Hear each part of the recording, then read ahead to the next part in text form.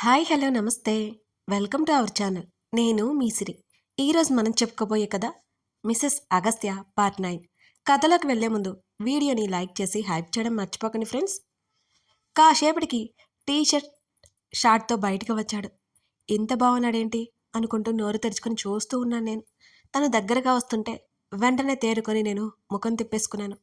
Sir చెప్పండి, నేను త్వరగా వెళ్ళాలి అని అన్నాను మళ్ళీ. నా కర్మకాలి సరిగ్గా అదే సమయంలో కాలింగ్ బెల్ మోగింది. వెయిట్ అంటూ డోర్ దగ్గరికి వెళ్ళాడు తను. ఇంత ప్రశాంతంగా ఉన్నాడేంటబ్బా ఎతగాడు అనుకుంటూ తననే చూస్తున్నాను నేను. ఏదో ఆర్డర్ వచ్చినట్టుంది. అది తీసుకుని నా వైపుకు తిరిగాడు. అది డామినోస్ బాక్స్. లోపల ఎలాంటి పిజ్జా ఉంటుందో అని ఊహించుకొని నోట్లో ఊరిన నీళ్లు చటుక్కున మింగేశాను. హాస్పిటల్కి వెళ్ళిన తర్వాత ఆర్డర్ చేసుకోవాలని అనుకున్నాను. నువ్వు తింటావా అంటూ నన్నే చూస్తూ డైనింగ్ టేబుల్ ముందు సెటిల్ అయ్యాడు అగస్త్య. వద్దు సార్, త్వరగా విషయం చెప్తే నేనేమో వెళ్ళాలి సార్ ప్లీజ్ అంటూ రిక్వెస్టింగ్గా ముఖం పెట్టాను. కనీసం ప్రశాంతంగా తిన్నివ్వా నన్ను అంటూ బాక్స్ ఓపెన్ చేశాడు. తిట్టుకోలేక పళ్ళు నూరుకుంటూ ముఖం తిప్పుకున్నాను. పిజ్జా తిని సంవత్సరం అయిపోయింది అని అంటూ తింటూ చెప్పాడు అతను. నాతో చెప్పాల్సిన అవసరం ఏంటి ఇతగానికి? తినడానికి కంపెనీ కోసం నన్ను తీసుకుని వచ్చినట్టున్నాడు. ఒక పీస్ తిని పక్కన పడేశాడు. తర్వాత కిచెన్లోకి వెళ్తూ కాఫీ కావాలా అని అడిగాడు. అప్పటి వరకు తను ఉన్నాడని నిలబడే ఉన్నాను. అప్పటికి నిలబడి కాళ్ళు నొప్పులు వచ్చాయి నాకు. సార్, విషయం ఏంటో త్వరగా చెప్పండి సార్, చీకటి పడుతోంది అని నీరసంగా ముఖం పెట్టి అన్నాను. అయితే కాఫీ వద్దు అంటూ కిచెన్లోకే వెళ్ళిపోయాడు. నేనేం అడిగాను, తనేం మాట్లాడుతున్నాడో అర్థం అవ్వక బుర్రగొక్కున్నాను కాసేపు. అయితే 5 నిమిషాల్లో 2 కప్పుల కాఫీ పట్టుకొచ్చాడు. కూర్చో అంటూ సోఫా చూపించాడు. పర్వాలేదు, మీరు విషయం చెప్తే నేను వెళ్ళిపోతాను. కాఫీ తీసుకో అని అన్నాడు కప్ ముందు పెడుతూ. ప్లీజ్ సార్, నాకు వద్దు అన్నాను. నాలో ఎక్కడో దాగున్న ఈగోని బయటికి రప్పించాలి అనుకోకు, తీసుకో అని సీరియస్గా చూశాడు. పళ్ళు కొరికి ఆ కాఫీ కప్ తీసుకున్నాను. తన పీక కొరికే ఛాన్స్ ఎప్పుడు వస్తుందో అని దేవుణ్ణి కోరుకున్నాను. కూర్చో అన్నట్టు సోఫా చూపించాడు.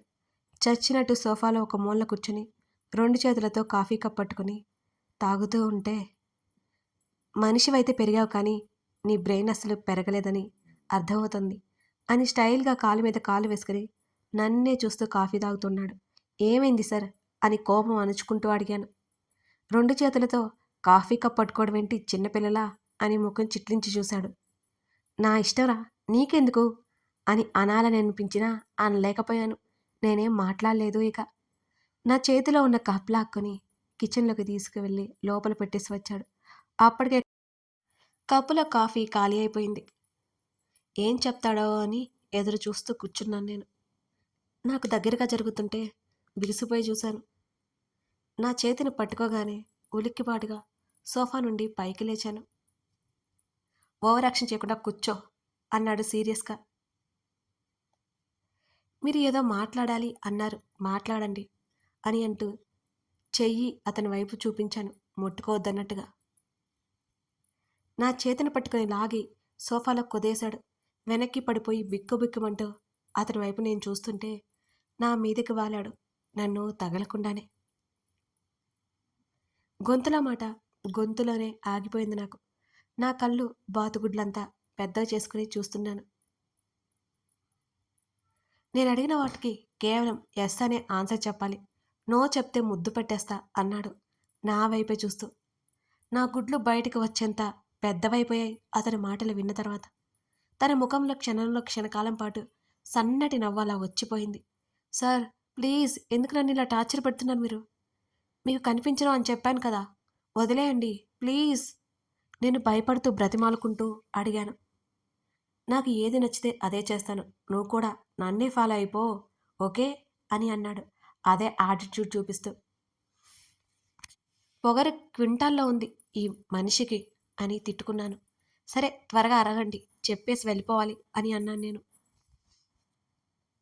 తనేదో మాట్లాడబోయేలోపు, సార్ మీరు కొంచెం దూరం జరుగుతారా, ఇబ్బందిగా ఉంది అని అడిగాను. అలా అయితేనే నువ్వు కరెక్ట్గా ఆన్సర్ చెప్తావు, నోరు మూసుకుని విను అని అన్నాడు. ఆ రోజు అన్ని మాటలని ఈరోజేంటి ఇలా మాట్లాడుతున్నాడు? అగస్త్య ప్రవర్తన అర్థం కాక బుర్ర బద్దలైపోయింది నాకు. నువ్వు నన్ను ప్రేమించావా అని అడిగాడు. నా ప్రశ్నకి ఆ ప్రశ్నకి నా గుండె కిందకి జారిపోయిందేమో అన్నట్టు అనిపించింది. అవునని చెప్పలేను, కాదు అంటే ముద్దు పెట్టేస్తాడు. నోటి మీద చేయి వేసుకుని భయంగా చూశాను అతని వైపు. ఫాస్ట్గా చెప్పేయి, లేకపోతే ఈరోజంతా ఇక్కడే ఉంటావు అని వార్నింగ్ టోన్లో చెప్పాడు. లేదు అంటూ మూతి మీద గట్టిగా 2 చేతులు పెట్టుకున్నాను. ముందే చెప్పాను నువ్వు నో చెప్పకూడదు అని. అయినా నువ్వు చెప్పావు అంటే ఎంత ధైర్యం నీకు? నా పని నేను చేస్తాను అంటూ నా మీదకు వస్తున్నాడు. మా ఇద్దరి మధ్య గ్యాప్ 1/2 సెంటీమీటర్ కూడా లేదు. అవును అవును అని గట్టిగా అరిచాను. తను ఆగేలా లేడని నాకు అర్థమై టక్కున ఆగిపోయాడు. మా శరీరాల మధ్య కొంచెం మాత్రమే గ్యాప్ ఉంది. ఎప్పటినుంచి అని అడిగాడు. మళ్ళీ నా నుంచి దూరం జరిగాడు. మీరు ఎస్ ఆర్ నో అని ఆన్సర్సే అన్నారు కాబట్టి ఇలాంటి ప్రశ్నలే అడగండి అని కోపంగా అన్నాను. ఇష్టమా నేనంటే అని అడిగాడు మళ్ళీ. చచ్చాన్రా దేవ్, ఏంటి నాకు ఈ టార్చర్ అనుకుంటూ ఏడుపు మొహం పెట్టుకొని చూశాను. సార్ ఎందుకు సార్ ఇలాంటి ప్రశ్నలు వేసి నన్ను వేధిస్తున్నారు అని అంటూ బిక్కమొహం వేసుకుని అడిగాను. నో అని చావలేను, ఎస్ అని అంతకంటే చెప్పి చావలేను. నో అంటే ముద్దు పెట్టేస్తాడు, ఎస్ అంటే ఒప్పుకున్నట్టు అవుతుంది. ముందు నుయ్యి వెనుక గొయ్యి అనే పరిస్థితి వస్తే ఎలా ఉంటుందో ఇప్పుడు అర్థమైంది నాకు. నేను అడిగిన దానికి మాత్రమే ఆన్సర్ చెప్పు అని అంటూ తన చూపు మెల్లిగా నా ఫేస్ నుంచి తన చూపుడు వేలు వెళ్తుంటే నా మెడలో ఉన్న స్కార్ఫ్ నా మీద పరుచుకున్నాను. తన పెదవుల మీద నవ్వొచ్చింది. తన చూపుల్లో తేడా వచ్చింది. నాకైతే అది ఈవిల్ స్మైల్లా అర్థమవుతుంది. ఏం చేస్తాడో దుర్మార్గుడు అని తిట్టుకున్నాను. కన్నింగ్ బిజినెస్ మెన్ కదా, ఇంకెన్ని కన్నింగ్ వేషాలు వేస్తాడో అని నా భయం. పెళ్లి చేసుకుంటావా నన్ను అని అడగగానే నా నోరు ఆటోమేటిక్గా తెరుచుకుంది. ఇప్పుడు గనుక నోరు ముయ్యలేదు అనుకో ముద్దు పెట్టేస్తా, జాగ్రత్త.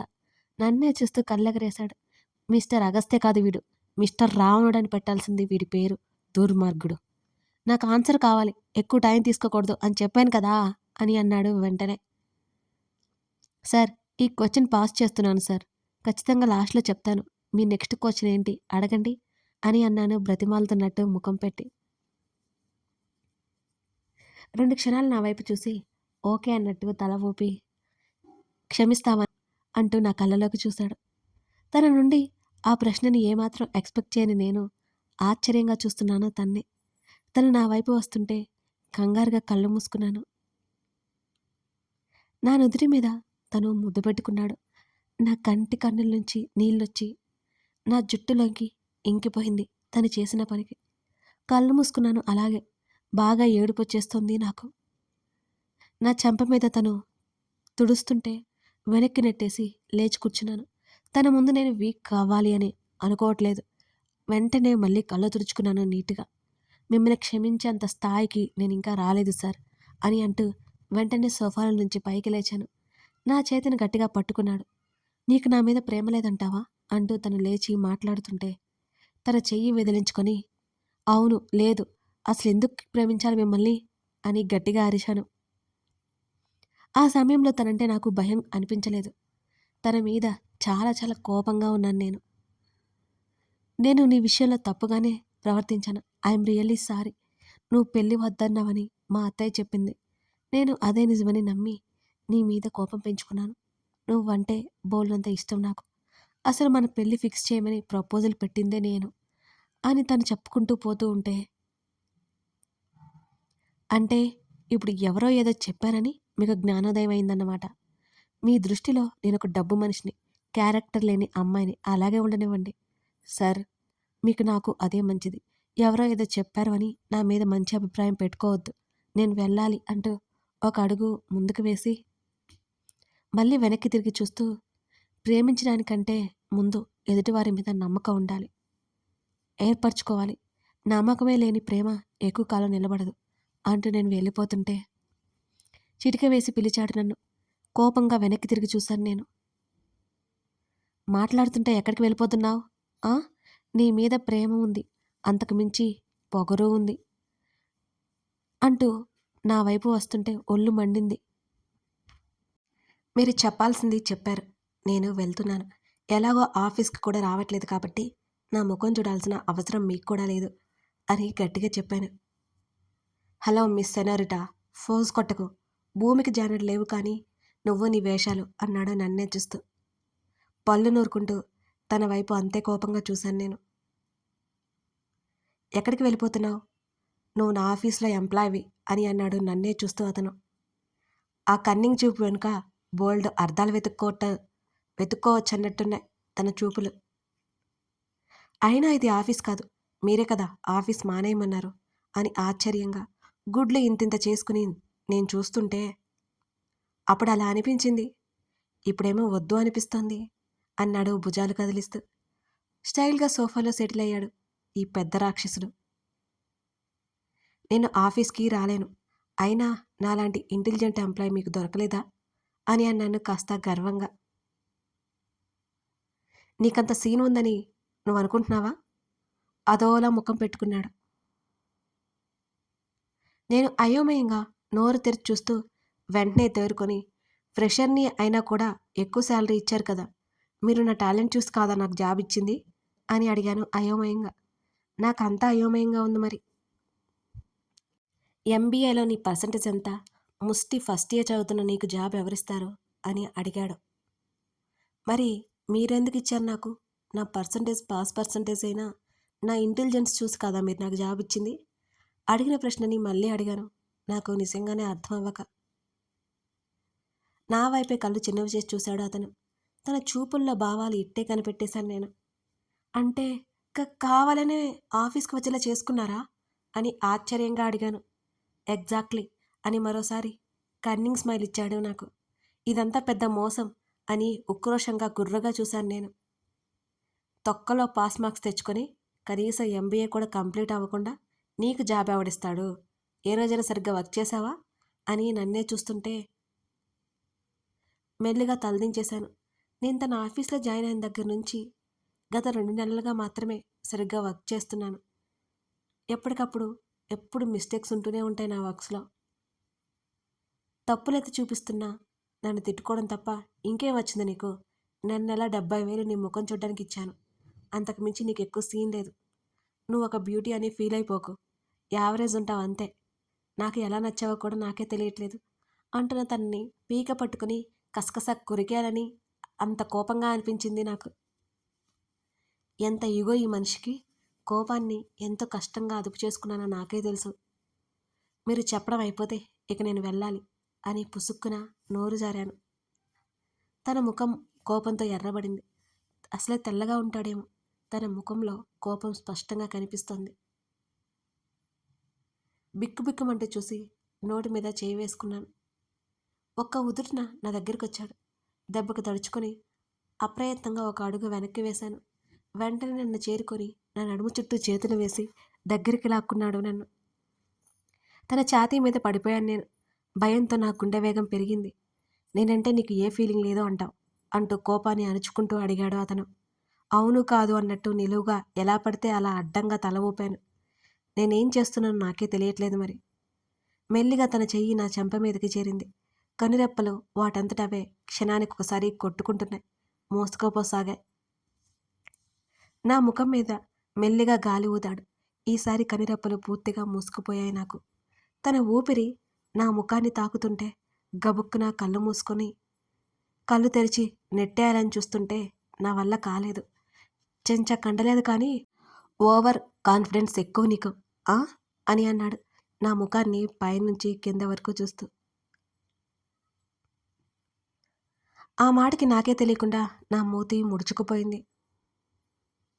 ముందు మీరు వదలండి, ఇప్పటికే చీకటి పడిపోయింది, నేను వెళ్ళాలి అంటూ తన కౌగిలిలో గింజుకున్నాను నేను. అయినా వదిలితే కదా ఈ మహానుభావుడు ఉక్కులా ఉన్నాడు. సార్ మీకేం కావాలి అని నీరసంగా అడిగాను. నువ్వు నన్ను పెళ్లి చేసుకోవాలి అంటున్న తన మాటలకు కోపం వచ్చి గట్టిగా వెనక్కి నెట్టేశాను. నా పిచ్చి కానీ కొంచెమైనా కదిలితే కదా. సార్ మీరంటే నాకు ఇష్టం లేదు, నేను మిమ్మల్ని పెళ్లి చేసుకోలేను కూడా. అక్కడ మా డాడీ హాస్పిటల్లో ఉన్నారు, నేను వెళ్ళాలి. ఎంతసేపు నర్సులతో మేనేజ్ చేయమంటారు? మా డాడీని చూసుకోవడానికి ఆఫీస్ కూడా మానేస్తున్నాను. ప్లీజ్ అర్థం చేసుకోండి, నేను వెళ్ళాలి అని సీరియస్గా చెప్తున్నా నన్ను చూసి వదిలేశాడు. సోఫాలో పడిపోయిన బ్యాగ్ కోసం అడుగు ముందుకు వేశాను. టీపాయ్ మీద ఉన్న కార్ కీస్ తీసుకున్నాడు అతను. అనుమానంగా తన్నే చూస్తూ బ్యాగ్ తీసుకున్నాను నేను. మెల్లిగా ఆ ఇంట్లో నుంచి బయటికి వచ్చాను. వదులుతాడా ఈ మహానుభావుడు? నా వెనకే వచ్చేశాడు. ఇంకా నీరసం వచ్చేసింది నాకు. నేను గేట్ దాటేశాను. నడుచుకుంటూ వెళ్తుంటే తన కారు వచ్చి నా పక్కన ఆగింది. దిగిలి నిన్న ముఖంతో చూశాను నేను అతని వైపు. ఓవర్ యాక్షన్ చేయకుండా కారెక్కు, నిన్ను నీ స్కూటీ దగ్గర పడేస్తాను అని అన్నాడు. వెంటనే కారెక్కి కూర్చున్నాను మారు మాట్లాడకుండా. ప్రేమించిన అమ్మాయితో ఎలా బిహేవ్ చేయాలో కూడా తెలియదు ఈ మనిషికి. అందుకేగా ఇతగాడి నీకు ప్రవరాక్యుడు అనేది. ఈ జనరేషన్ కాబట్టి మోడర్న్ ప్రవరాక్యుడు. చిచి, నాకు మైండే లేదు. ఎంతసేపు దాని గురించి ఆలోచిస్తూ ఉంటాను అని గొనుగుతూనే నా తల మీద కొట్టుకున్నాను నేను. తల తిప్పి చూసిన నాకు నన్నే చూస్తూ కనిపించాడు మిస్టర్ అగస్త్య. నేను ప్రతిరోజు 4 ఎపిసోడ్లు మన ఛానల్లో పెడుతున్నాను. టైంకు అప్డేట్ ఇస్తున్నాను. ఈ కష్టానికైనా మీకు చిన్న లైక్ చేయాలనిపించలేదా? నిజంగా మీకు టైం టు టైం ఇవ్వడానికి నేను బ్యాక్గ్రౌండ్లో మీకు ఒక ఎపిసోడ్ రావడానికి 5-6 రోజుల ముందు నుంచే వర్క్ చేస్తుంటాను. ప్రతి ఎపిసోడ్ మిస్ అవ్వకుండా మీకోసం రెగ్యులర్గా ఇస్తున్నాను. అవి మీకు నచ్చుతున్నాయని నాకు తెలుసు. కానీ లైక్ మాత్రం చేయడం మర్చిపోతున్నారు. మన స్టోరీలు ఇంకా ఎక్కువ మందికి రీచ్ కావాలంటే మీరందరూ లైక్ చేయాలి ఫ్రెండ్స్. ప్రతిరోజు ఒక్క సెకండ్, జస్ట్ 1 సెకండ్ మీ విలువైన సమయం నా కోసం కేటాయించండి ప్లీజ్. ఒక్క లైక్ చేసేయండి. ఇంకా వీలైతే ఓ చిన్న కామెంట్ అయినా పెట్టేయండి. మీ లైకే నాకు మోటివేషన్. మర్చిపోవద్దండి, లైక్ చేయండి. అలాగే హైప్ కూడా చేయండి. మీ ప్రేమని నాకు అందించండి. మన కథలని ఆస్వాదించండి. Thank you for watching this video. మరో ఎపిసోడ్తో మనం మళ్ళీ కలుద్దాం.